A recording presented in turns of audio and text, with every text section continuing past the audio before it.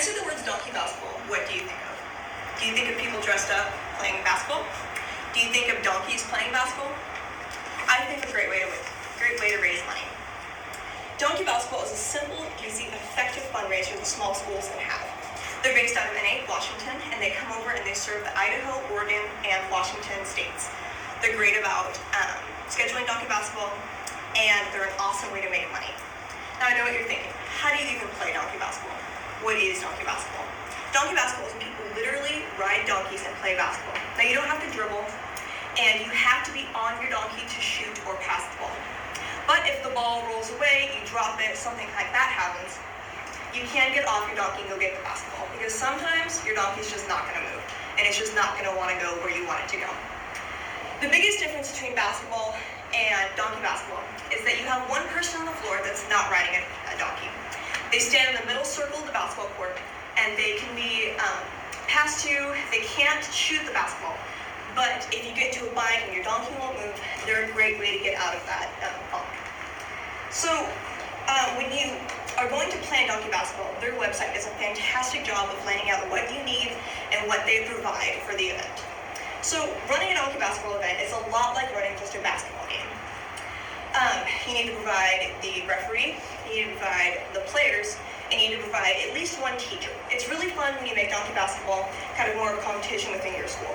So usually there's 4 different teams. You can have a freshman, sophomore, junior, senior team. You can have an FFA versus National Honor Society versus different clubs. It's a great way to create competition. It's also really fun if you can get a teacher to be the person in the middle, because then it can have a little bit of a funny element as well. You also need to have somebody that's going to be announcing, just like you would for like a normal basketball game. You want to have a PA system, you want to have that all set up because it makes it really funny. Another thing you have to have is somebody to pick up the poop, because the donkeys are probably going to poop on the floor, and it's just a thing you have to have happen. Now, if you're thinking like me, because I play basketball, you're probably thinking, oh my gosh, what happens to the floor? The donkeys wear these little rubber shoes that make sure that nothing happens to the floor. So there's no scuff marks, it doesn't wreck the floor or anything like that.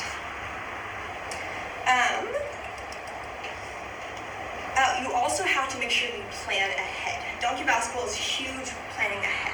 As long as you start far enough out, the fundraiser probably will be successful. Some of the things you should do is make sure you talk to your athletic director. Make sure there's no other competitions going on that night, or different events, or anything like that. Because in a small town, you don't want to divide the pie. It's like homecoming. If you have one event, most people are probably going to go to that event, rather than having 2 events where people are going to go to both of them and have little people at both. You also want to make sure that you delegate.